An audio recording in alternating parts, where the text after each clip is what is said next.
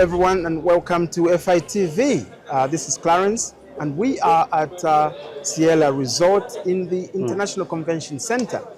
It's Land-Linked Zambia 2025, and I have the pleasure of sitting with the CEO of Stanbic, Mr. Mwindwa Siakalima. Mr. Siakalima, thank you very much for being with us again. Thank you very much, Clarence. I'm happy to be here. I think the flavor of the day is land-linked, moving away from land-locked in terms of our mindset, but to land-linked, and happy to be here. Indeed, Land-Linked Zambia, ladies and gentlemen. So, Mr. Siakalima, transport and logistics is clearly an important sector for the bank. Can you just articulate for us why that is so?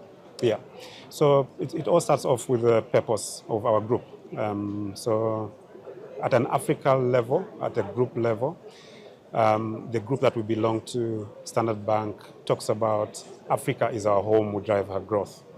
In Zambia, we've adapted and adopted the purpose to say Zambia is our home, we drive our growth. So if you link the two, there's no growth at an Africa level without growth at a country level. And we can actually take it down to the micro level if you like. Now, having said that, from a growth perspective, Zambia itself has got about 4 major economic sectors that would drive the growth of the country. The first one being agriculture. We've got mining, we've got manufacturing, and we've got, at the end of it, tourism. You know, all those sectors I've mentioned require transportation. Talk about agriculture. How do you get food from the farm to fork, as we call it? So you need transportation. You need infrastructure to get everything that's coming out of the farm up to the point that it goes onto the table. Talk about mining. We are talking about 3 million metric tons of copper in the next, say, 7 to 8 years. How will we as a country be able to move, first of all, important production equipment that is required into the country to be able to mine that? Once it's mined, what are we then seeing in terms of how to transport everything all the way to the ports?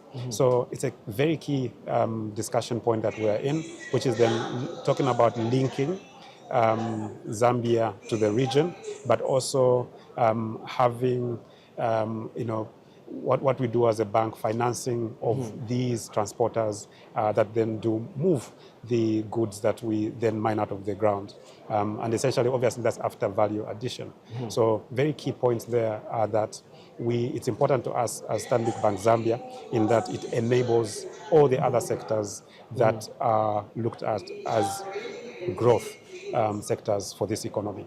So essentially, it basically is an enabler, just as is electricity and technology that then ensures that we grow the country. And this is also linked to the 8th National Development Plan. And to top it off, and this is my last point on this discussion point, as Standard Bank and as Stanbic Bank in Zambia, we are basically looking at energy and infrastructure development as one of our key growth areas for the coming years, because you might be aware, Clarence, that we had load shedding or deficit in power in the past sort of year. That basically, I think, culminated and came to a head because of the drought. And basically, energy is one thing that we are solving for as Stanbic Bank, as well as the infrastructure side, which then encompasses energy and what we're doing here, which is interlinkages, to facilitate trade, which is something that we look at seriously as a bank. We basically have those offerings within our teams in terms of ensuring that there's ease of movements of goods and services between the countries and the region. Thank you very much for that. Obviously, as a bank, your stock is currency, and so the way you would be involved naturally in transport and logistics is facilitating things like asset finance, vehicle finance, and trade finance, and things like that. How what are the strategies that Stanbic, your bank is engaging in to facilitate the transport and logistics sector through these vehicles? Yeah.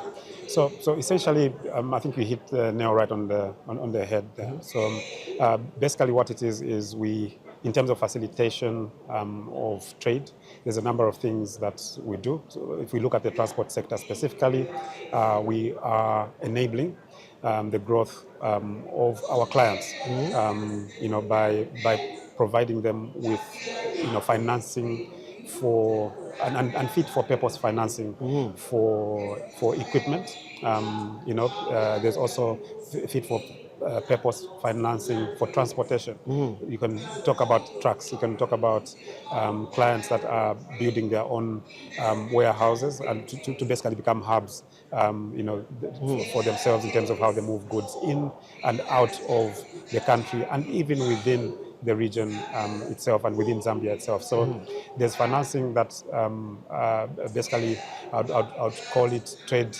facilities that we do support in terms of logistics. There are logistics companies that we do support. They need a lot of what we term off-balance sheet support and basically LCs, guarantees, and some of the instruments that we do offer as Stanbic.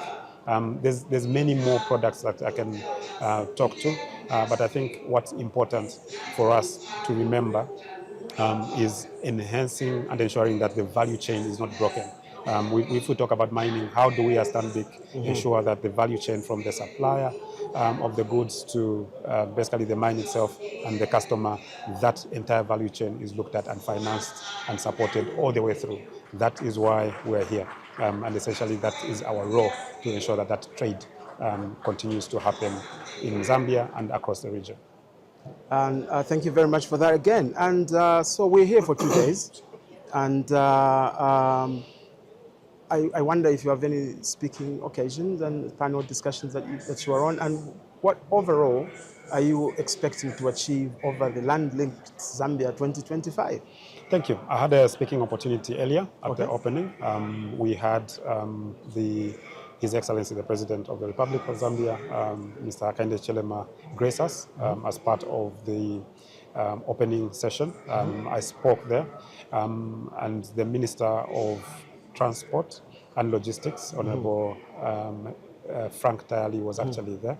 And I think it's important that we also recognize the other regions that came in, other ministers from other countries that came in the region.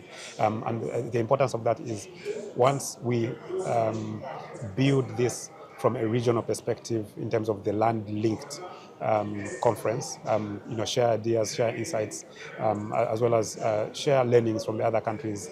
For me, that is a number one aspect, because if we share knowledge, I think we'll grow much quicker than if we just keep all the knowledge to ourselves. Absolutely. As Zambia. Absolutely. Crossing borders, involves sharing of technologies, sharing of ideas, and essentially for me, that is the number one takeaway. But at the end of the day, we're talking about trade facilitation. Yes. That is measured in numbers. So another measure also is how do we, as Stanbic, come back in the coming year to come and say, obviously in confidence with our clients that are here, to say, you know what, that deal or that transaction that we are consummating now was actually born out of the Land-Linked Zambia conference. Those are basically what I would put as the key points that would be my key takeaways from here. We heard, I think, from the President that this is also an area where we should really focus on to ensure that people build relationships. Yeah. Out of everything that we're doing here, there's need to build relationships. And from there, we then get, I think, a better way of even landing the different transactions that will be on offer here. And thank you so much for allowing us, to come onto your program. Okay.